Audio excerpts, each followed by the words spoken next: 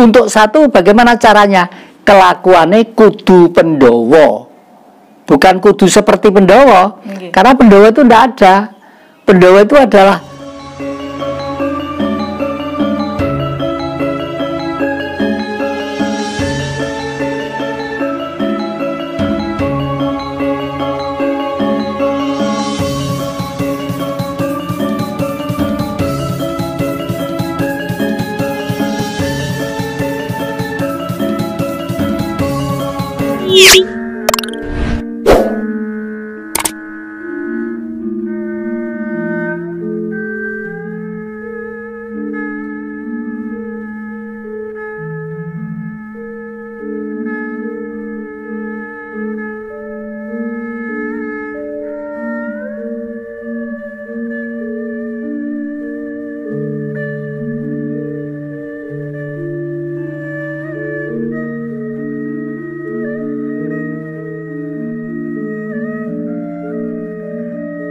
teman-teman Duta Film Kediri dimanapun Anda berada, salam Rahayu, salam Rahayu Nusantara. Kali ini Duta Film Kediri kedatangan tamu, merupakan tamu yang sangat spesial bagi saya. Ya, bisa dibilang guru besar saya juga, yakni Ki Jatikusumo. Monggo. Mungkin ada pesan-pesan untuk kita generasi muda. Monggo Pak. Terima kasih cucu saya. Cucu apa anak begini? Oh monggo Pak Didi. Ya. Anak sama aja. Anak ya, anak Endang ya. Iya, Endang. siap. Tapi ya, lahir di Bali ya? Iya betul. Oh, kok enggak pakai nama Putu atau siapa? Karena di Bali kan juga ada agama Islam, ada Hindu, sama seperti di Jawa Pak. Iya. Jadi kita di Jawa juga ada Hindu, Kristen, Buddha dan sebagainya. Dan Pak D juga mendengar juga katanya si Endang membuat situs tersendiri ya tentang Kediri yang khususnya memperdalam, mempelajari peninggalan-peninggalan situs-situs sejarah. Iya, betul. Nah, bagus, itulah sebenarnya berarti kamu itu penerus bapakmu. Bapakmu dulu sahabat karib saya di Departemen Penerangan, juru penerangan. Kalau saya masuk rumah sini tuh di depan ada tulisan Jupen gitu kan. Ya, itu ya. Jadi sampai kapanpun juru penerang itu masih dibutuhkan oleh bangsa, negara, dan dunia. Bahasanya bangsa, negara, dan dunia. Karena apa? Semakin modernnya alat-alat komunikasi, memviralkan lewat HP dan sebagainya, mungkin orang tidak bisa membedakan antara hoax dan yang benar yang mana itu ya. Tapi nggak perlu kita harus kita hidup di dunia itu, antara hoax dan antara yang benar itu bagaimana? Saling berdampingan. Nah, kalau di dalam karyawan Jupen dulu, juru penerang itu umurnya kan wartawan. Itu ada kode etik yang namanya kode etik jurnalistis ya. Kode etik jurnalistis. Sebenarnya para politikus sekarang di Indonesia itu harus mengenal kode etik jurnalistis. Karena politikus itu dari kata-kata poli dan etika, pergaulan yang penuh dengan kesopanan dan kesantunan. Kalau di dalam pemilihan percapresan dan perwapresan ini tidak ada etika dan norma sopan santun, berarti mereka itu sebenarnya tidak paham politik dan tidak patut memimpin bangsa Indonesia. Karena bangsa Indonesia itu sekarang itu yang kita hadapi itu apa? Bukan perang seperti Israel, bukan perang seperti Jazirah Arab yang tiap hari bedil-bedilan. Tidak, yang kita hadapi sebagaimana pesan Bung Karno, perjuangan saya lebih mudah karena melawan ini yang dijajah, ini itu yang menjajah. Demarkasinya jelas. Tapi sepeninggalan saya besok, perjuangan lebih sulit karena engkau akan berhadapan dengan bangsamu sendiri. Artinya apa? Artinya tidak kok kita bedil-bedilan, gelut jotosan sama bangsa sendiri, tidak. Jadi Endang mendirikan kafe di sini untuk para sepuh-sepuh, ditata sedemikian klasik yang sederhana, itu bagus. Karena orang sepuh-sepuh itu perbedaannya dengan yang muda.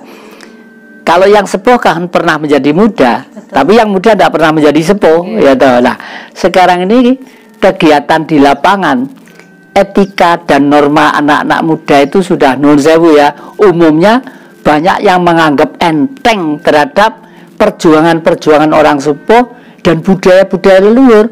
Padahal yang akan dihancurkan bangsa lain terhadap negara kita adalah budaya itu. Makanya saya usul, doakan ya, nanti kalau Pak D itu dapat rezeki ya, di sini ada cokean, gamelan meskipun sedikit, besi enggak apa-apa ya. Kafenya buka, ada lagu, ada syukur ada nyanyi apa, sekarang gampang belajarnya di itu ya. Amin, Pak D ya. Itu segera-segerakan. Terima kasih. Terus kira-kira apa lagi yang menjadi khayalan dan bayangan?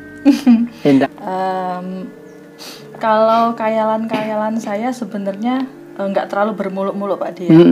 Yang saya pikirkan hanya semoga dari apa ya, suasana Indonesia yang seperti sekarang ini, entah itu tentang politik, entah itu tentang negara dan lain sebagainya. Saya hanya berharap kedepannya Indonesia akan lebih baik lagi, lebih damai lagi, dan lebih karakternya terutama Pak D. Jadi nggak seperti mungkin sekarang bisa dibilang agak merosot Pak D. Betul itu bagus, karena termasuk Pak D sendiri itu sebenarnya kenapa kok tidak tertarik dengan hiruk pikuk perpolitikan ini. Maaf Pak D itu dosen politik, dosen spiritual, dosen ekonomi ya. Kenapa tidak tertarik? Karena berpuluh kali pemilihan umum, entoh hasilnya tetap seperti ini. Malah jumlah kaum marhen ini semakin membengkak. Artinya apa di situ yang harus kita selesaikan? Sistem kenegaraan kita yang perlu dirombak secara total. Merupakan PR yang besar. Nah, PR yang besar karena kita juga punya utang sejarah. Zaman tahun 65 itu utang sejarah. Itu pun harus diluruskan. Nah, Pak D ini cita-citanya apa? Mungkin kalau orang lain mendapat itu khayalan orang yang lamun aja. Negeri Indonesia nanti itu tidak akan rampung kalau belum kembali ke kerajaan. Nah, kenapa kok ambisi di sana Pak D itu kuat banget? Karena Pak D itu terah Kediri.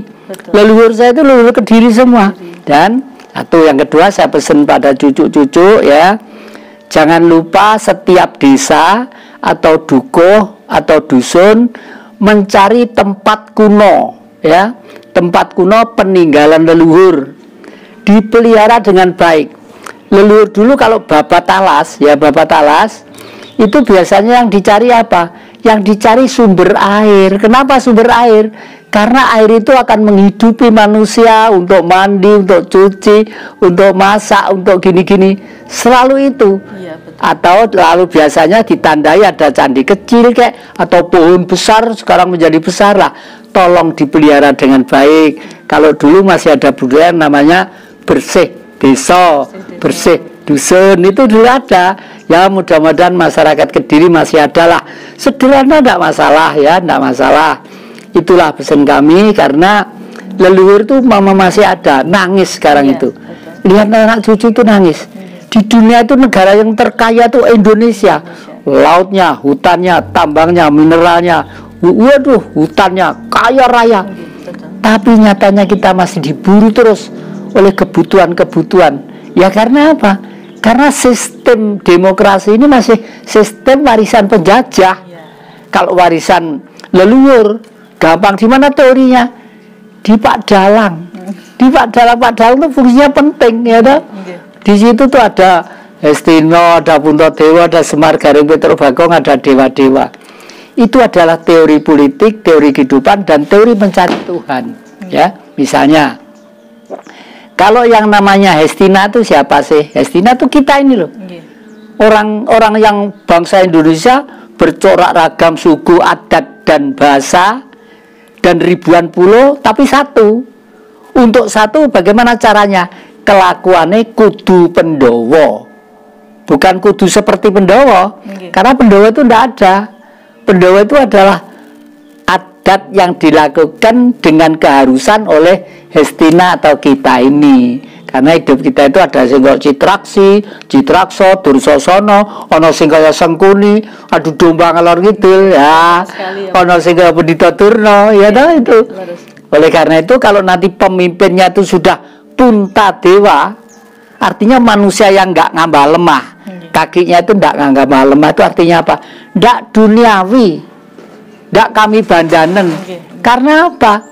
Yang namanya sekarang disebut RI 1 misalnya presiden. Kalau presiden masih ngatur bagaimana saya memperoleh kekayaan, kalau DPR MPR bagaimana mengatur sebagaimana saya memperoleh kekayaan, itu belum perilaku yang baik, ya toh.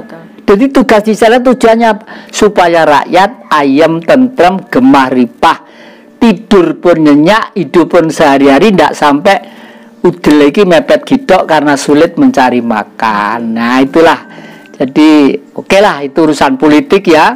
Kita ngurusi budaya aja. Pesan saya, di mana dusun, desa, tempat-tempat luhur sering dibersihkan. Kalau kotor rumputnya disaboti. Nggak usah berdoa. Kalau nggak ada bunganya tanami bunga gitu ya.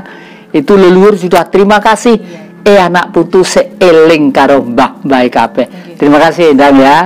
Pak D mengucapkan selamat berjuang, mudah-mudahan sukses ya. Besok doakan, dan saya mendoakan juga ibumu segera sehat, segera kuat. Bagaimanapun ibumu Yuswani sudah sepuh ya, tapi saya lihat tadi itu semakin merah. Tak tekani juga seneng iki wae sampai nangis ya.